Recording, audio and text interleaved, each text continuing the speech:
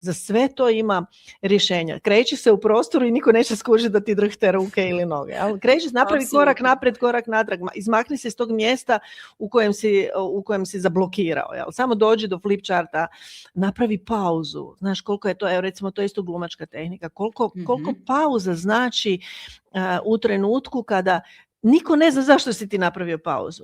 Svi misle, znaš, sad ću reći nešto pametno, jel? Pauza je značajna.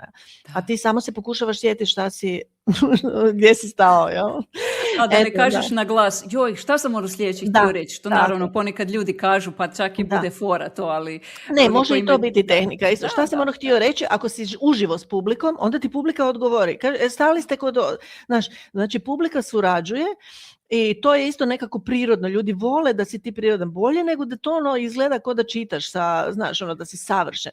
U stvari publika ni ne voli savršenstvo. Publika voli improvizaciju, ona voli da ti nekad zastaneš, ona voli da zaboraviš šta si htio reći, jel? Jer si se uživio, pa si otišla sam u digresiju, šta sam gdje smo odveli ste me, znaš,